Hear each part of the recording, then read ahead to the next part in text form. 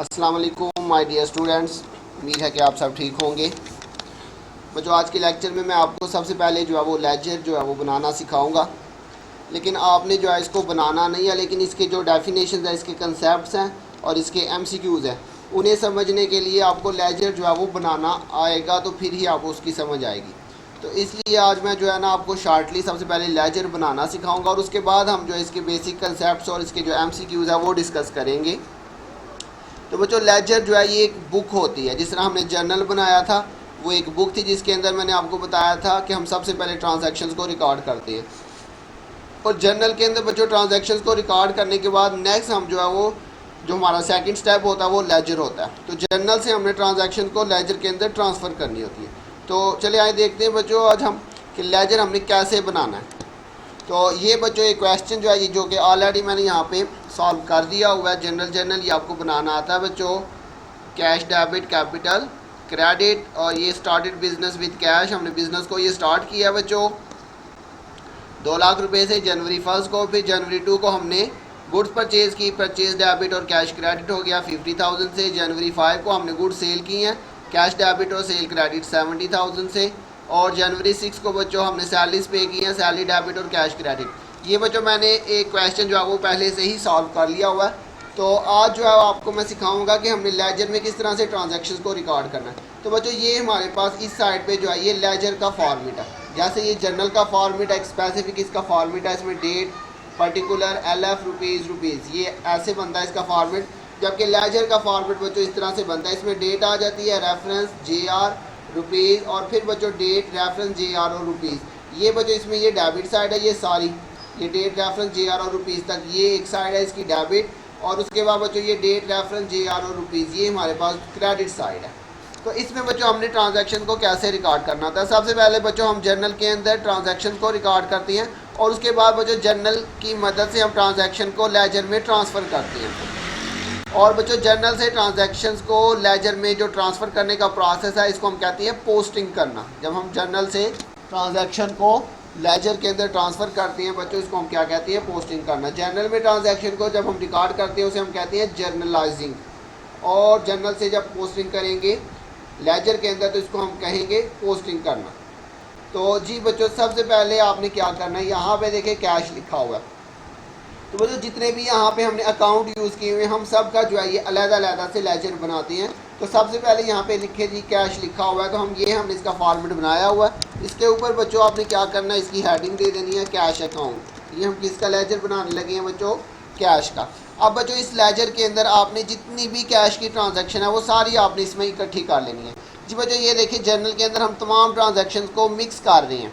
इसमें कैश भी है, capital, purchase, cash, sale, salary, सारी चीज़ें इसमें मिक्स हैं।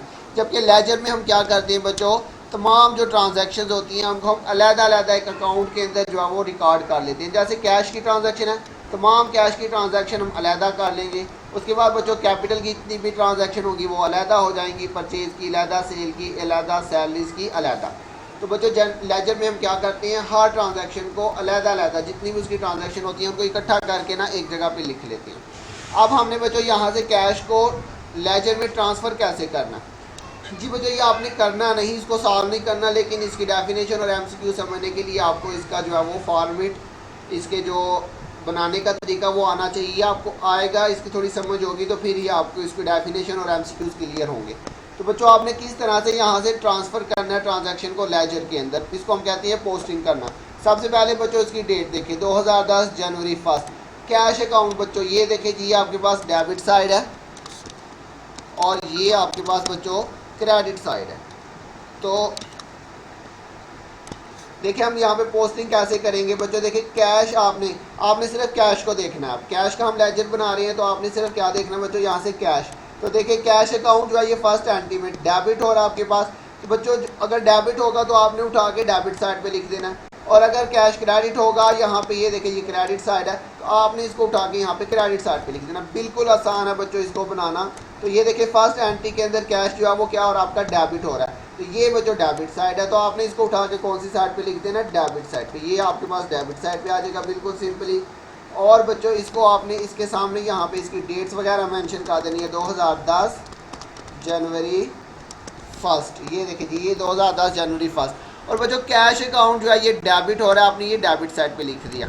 अब बच्चों कैश जो है वो डेबिट किसकी वजह से हो रहा है? कैपिटल की वजह से। ये बच्चों रेफरेंस का मतलब होता है हवाला, मतलब किस चीज़ की वजह से कैश जो है वो डेबिट हो रहा है या क्रेडिट हो रहा है। तो बच्चों कैश के अपोजिट जो भी चीज़ होगी वो आपने रेफरेंस में लिख देनी है। तो यहाँ पे हमारे पास क्या चीज़ आ जाएगी? Capital account. जी बच्चों देखिए, जब कैश का अकाउंट बनाएंगे तो याद रखिएगा बीच में कभी भी कैश नहीं आएगा। जिस भी चीज़ का हम लेजर बनाएंगे उसके बीच में वो चीज़ नहीं आएगी, उसके अपोजिट जो होगा वो चीज़ आएगी।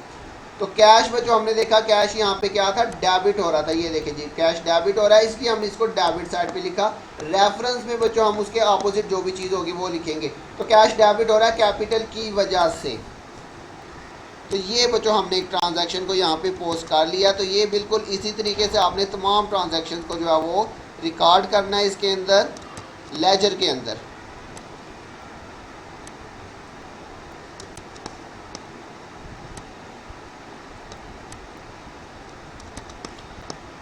जी बच्चों उसके बाद देखिए ज़रा, जनवरी 2 को कैश जो है आप क्या हो रहा है बच्चों? अब क्रेडिट हो रहा है। ये देखिए जी, कैश जो है वो क्या हो रहा है? क्रेडिट। तो इसको बच्चों हम कौन सी साइड पे ले जाएंगे? क्रेडिट साइड पे। यहाँ पे देखिए आपके पास आ जाएगा 50,000। और ये बच्चों किसकी वजह से हो रहा है क्रेडिट? ये देखिए रेफरेंस में हम लिखेंगे परचेजिज अकाउंट। यहाँ पे क्या चीज़ आ जाएगी? परचेजिज अकाउंट रेफरेंस में आ जाएगा। परचेजिज अकाउंट की वजह से बच्चों ये क्रेडिट हो रहा है। और यहाँ पे इसकी डेट आ जाएगी 2010 और ये इसकी डेट है बच्चों जनवरी 2। तो यहाँ पे इसके साथ इसकी डेट लिख लेंगे जनवरी 2। उसके बाद बच्चों नेक्स्ट एंट्री में फिर से कैश जो है वो क्या हो रहा है? डेबिट हो रहा है जनवरी 5 को। तो बच्चों ये देखें जी, कौन सी साइड पे आ रहा है? ये डेबिट साइड पे। तो यहाँ पे इसको डेबिट साइड पे, ये डेबिट साइड है। यहाँ पे इसके नीचे बच्चों लिख लेते हैं कितनी वैल्यू है इसकी? 70,000 कैश की वैल्यू है। और बच्चों ये किसकी वजह से हो रहा है? सेल की वजह से बच्चों ये डेबिट हो रहा है। तो यहाँ पे रेफरेंस में हम लिख लेंगे सेल्स अकाउंट। और बच्चों कौन सी डेट को ये एंट्री हो रही है? जनवरी 5। जी बच्चों ईयर अब आपने एक दफ़ा लिख लिया हुआ है, उसे बार बार लिखने की ज़रूरत नहीं है। डेट हम मेंशन कर देंगे इसके साथ जनवरी 5। उसके बाद नेक्स्ट एंट्री है जनवरी 6। इसको बच्चों कैश क्या हो रहा है? क्रेडिट हो रहा है। ये देखिए जी, ये क्रेडिट हो रहा है। तो इसको हम यहाँ पे बच्चों क्रेडिट साइड पे ले आएंगे। 30,000 से ये क्रेडिट हो रहा है। और किसकी वजह से बच्चों ये क्रेडिट हो रहा है? सैलरीज अकाउंट की वजह से ये बच्चों क्रेडिट हो रहा है। तो यहाँ पे आ जाएगा सैलरीज अकाउंट। और डेट इसकी बच्चों आ जाएगी आपके पास जनवरी 6। ये बच्चों हमने कैश की तमाम ट्रांजैक्शन जो है वो अलहदा कर लिए। तो बच्चों ये लेजर होता है। लेजर के अंदर हम क्या करते हैं? जितनी भी एक जैसी ट्रांजैक्शन होती है एक अकाउंट से रिलेटेड, वो सारी अलहदा कर लेते हैं। ऐसे बच्चों परचेज का जब हम बनाएंगे तो ये तो बिल्कुल थोड़ा सा मैंने क्वेश्चन किया, तो जब हम क्वेश्चन करते हैं या प्रैक्टिकली जब हम करते हैं तो बहुत सारी परचेज़ की एंट्रियाँ होंगी। तो हम सारी परचेज़ की एंट्रियाँ से अलहदा कर लेंगे, सेल की अलहदा कर लेंगे, सैलरीज की बच्चों अलहदा कर लेंगे। अब ये हमने पोस्टिंग कर लिया। अब इसके बाद बच्चों आपने क्या करना है? आपने ये दोनों साइड का टोटल देखना है। ये डेबिट साइड है और ये आपकी बच्चों क्रेडिट साइड है। तो आपने बच्चों डेबिट साइड और क्रेडिट साइड दोनों का जो है वो टोटल चेक करना है। तो यहाँ पे देखें ज़रा, डेबिट साइड के ऊपर हम देखें तो हमारे पास टोटल आ रहा है 2,70,000। ये आपके पास बच्चों 2,70,000। ये देखें जी, ये 2 लाख और ये 70,000। तो टोटल आपके पास बना डेबिट साइड पे 70,000। जबकि क्रेडिट साइड पे हम देखें 50,000 और ये 30,000। तो ये आपके पास बन रहा है 80,000। तो बच्चों इन दोनों में से जो बड़ी अमाउंट है कौन सी? इसमें बच्चों अमाउंट बड़ी है। इसमें आपके पास जो डेबिट साइड पे अमाउंट आ रही है बच्चों वो आपके पास बड़ी अमाउंट आ रही है। तो आपने क्या करना है? अपने दोनों साइड पे वो अमाउंट लिखनी है जो बड़ी है। तो 2,70,000 ये बड़ी अमाउंट है। तो आपने दोनों साइड के टोटल पे, चाहे दूसरी साइड का टोटल जितना भी आ रहा है, आपने दोनों साइड पे वही अमाउंट लिखनी है जो बच्चों बड़ी अमाउंट होगी। तो 2,00,000 चूँकि 70,000 बड़ी अमाउंट थी इसलिए दोनों साइड पे आपने ये वाली अमाउंट लिखी। अब आपने क्या करना है बच्चों? इन दोनों अमाउंट्स का आपने डिफरेंस ले लेना है। तो देखिए जी 1,90,000 का डिफरेंस आ रहा है।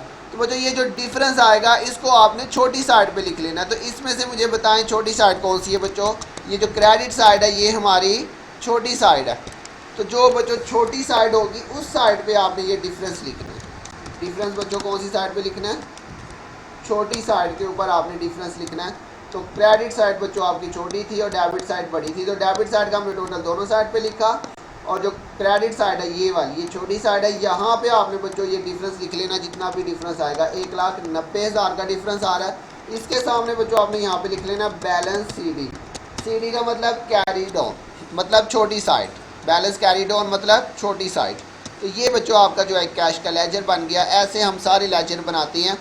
तो जी बच्चों ये आपको समझाया मैंने इसलिए ताकि आपको इसकी डेफिनेशन और इसके MCQ जो है वो क्लियर हो जाए।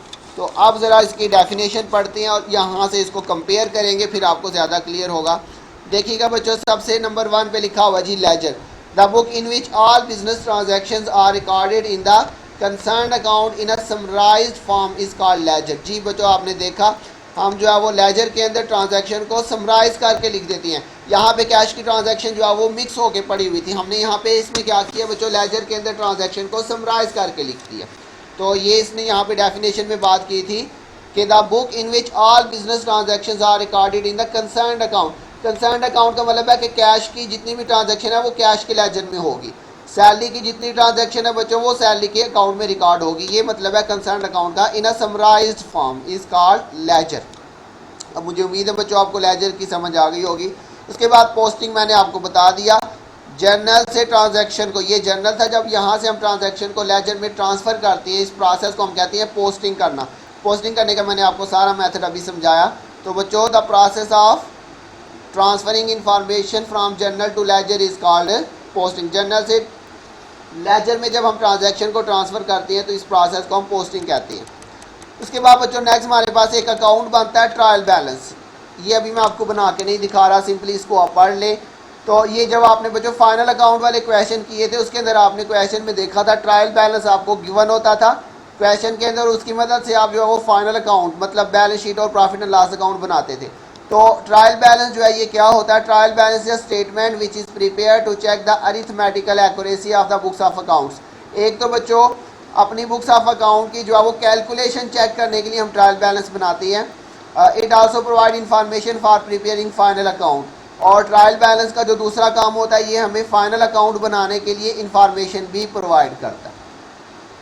उसके बाद बच्चों बैलेंस क्या होता है, the difference between two sides of an account is called balance. ये मैंने अभी आपको बच्चों दिखाया, ये देखें जी, ये डेबिट साइड थी और ये क्रेडिट साइड थी, इन दोनों का जो डिफरेंस आया 1,90,000, इसको हम कहते हैं बैलेंस। जैसे ये बच्चों मैंने यहाँ पे लिखा बैलेंस CD, तो डेबिट साइड और क्रेडिट साइड का जो डिफरेंस होगा बच्चों वो आपका कहलाएगा बैलेंस। लिखा हुआ the difference between two sides of an account is called balance. Debit balance जी बच्चों, डेबिट बैलेंस क्या होगा, अगर आपके पास डेबिट साइड ज़्यादा आ रही है, जैसे कि इस एग्जांपल में हमने देखा डेबिट साइड का टोटल ज़्यादा था, क्रेडिट साइड का टोटल कम था, तो बच्चों ये जो डिफरेंस आया ये आपका डेबिट बैलेंस कहलाएगा। क्योंकि डेबिट साइड बड़ी थी इसलिए जो डिफरेंस आया ये आपका क्या कहलाएगा, डेबिट बैलेंस। तो ये बच्चों यहाँ पे लिखा हुआ है, if debit side of an account is greater than credit side the difference is known as a debit balance.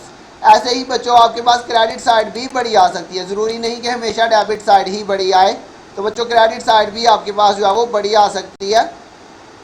अगर आपके पास फॉर एग्जांपल क्रेडिट साइड का टोटल ज़्यादा आ जाता है और डेबिट साइड का टोटल कम आ जाता है तो जो डिफरेंस आएगा वो आपका होगा क्रेडिट बैलेंस। जी बच्चों लिखा है, if credit side of an account is greater than debit side the difference is known as credit balance. उसके बाद है बच्चों zero balance, if two sides of an account are equal it shows zero balance. जी बच्चों for example आपके पास यहाँ पे 2,70,000 है डेबिट साइड पे और क्रेडिट साइड पे भी आपके पास आ जाता है 2,70,000। तो ये देखिए बच्चों जीरो डिफरेंस आ रहा है, तो ये आपका कहलाएगा जीरो बैलेंस। अगर दोनों side debit and credit side equal हो जाए तो ये आपका जीरो बैलेंस कहलाएगा। If two sides of an accounts are equal it show zero balance. तो ये बच्चों बस इतनी सारी इसके डेफिनेशन थी, ये आप इसको पढ़ लीजिएगा। इसके बाद बच्चों हम इसके जो MCQs है वो डिस्कस करते हैं। लिखा हुआ जी, it is also called king of all books of accounts, journal, ledger, trial balance, final account. जी बच्चों लेजर को हम किंग ऑफ ऑल बुक्स भी कहते हैं।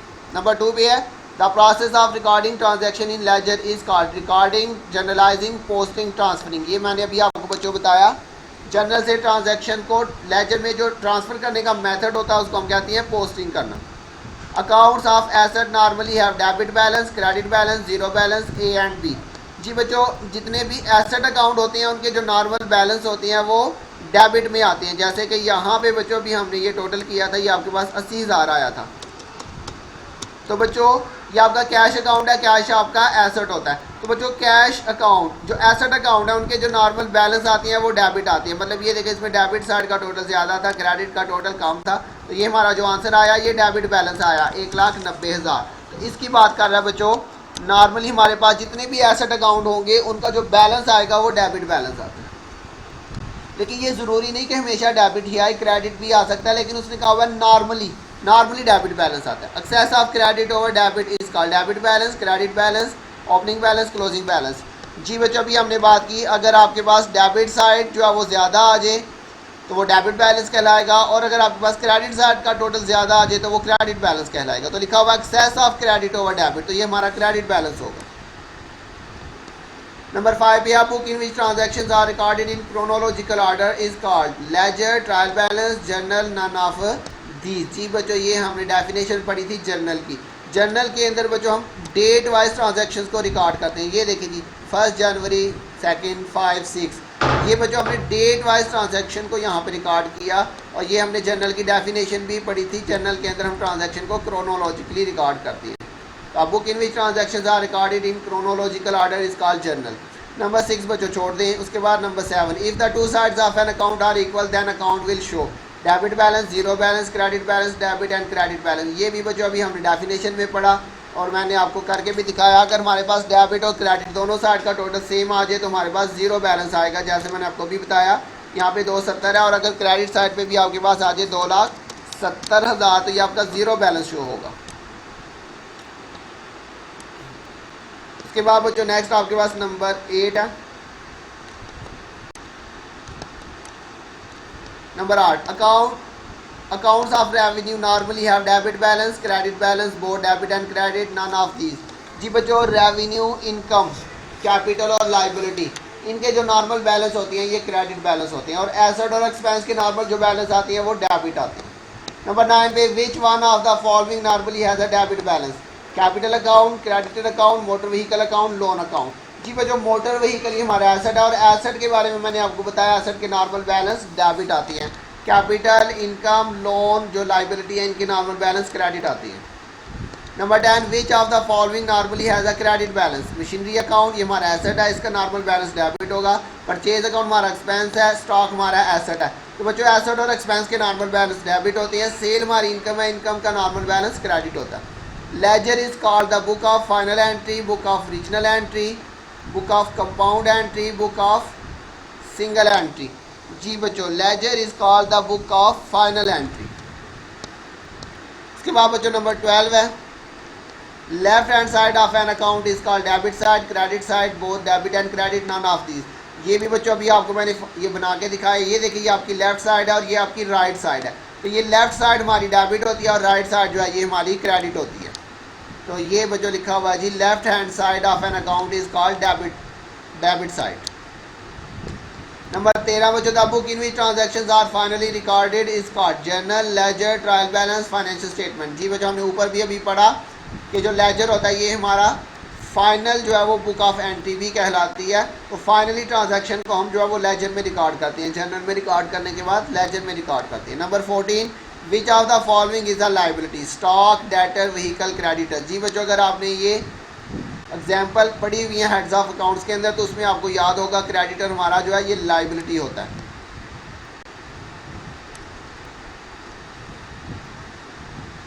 जी बच्चों नंबर 15 जो है इसको आप छोड़ दें, नंबर 16 भी आप छोड़ दें। नंबर 17 पे बच्चों आ जाए, a trial balance is a balance sheet, a rough draft of final account, list of the balances in ledger, none of above. जी बच्चों ट्रायल बैलेंस के अंदर जितने भी हमारे लेजर बनते हैं उनके जितने भी बैलेंस आते हैं उसको हम ट्रायल बैलेंस में रिकॉर्ड करते हैं। तो ये list of balances in the ledger जो होता है उसका ये रिकॉर्ड होता है।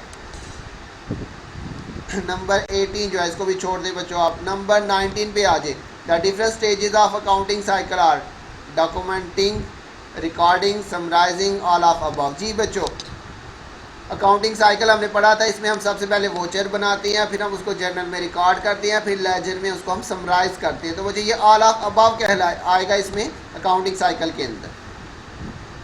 Cash sale to Ahmad will be posted to debit side of cash account, sale account, Ahmad account, none of these. कि बच्चों कैश पे जब सेल करेंगे तो कैश में इजाफा होगा, कैश डेबिट होगा और उसे हमने कैश के डेबिट साइड पे रिकॉर्ड करना है बच्चों। इसमें लिखा हुआ cash sale to Ahmad will be posted to debit side of cash account.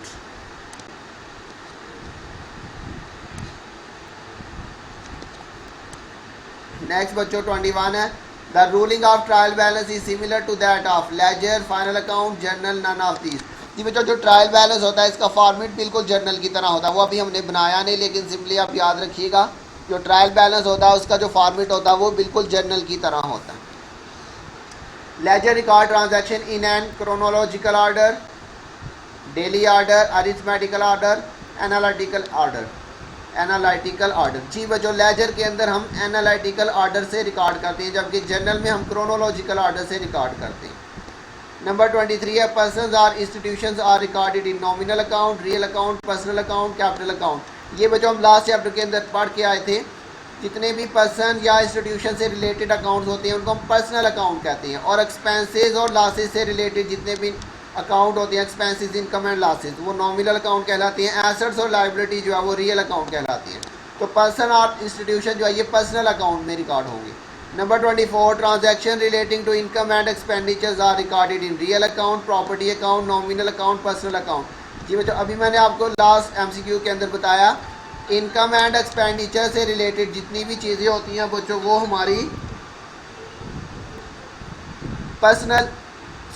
Income and expenses से रिलेटेड जितने भी अकाउंट होते हैं बच्चों वो हमारे नॉमिनल अकाउंट के अंदर रिकॉर्ड किए जाते हैं बच्चों। उसके बाद बच्चों नेक्स्ट है हमारे पास 25, dividend receive 1500 from A will be posted to credit of cash account, dividend account, A account, none of this.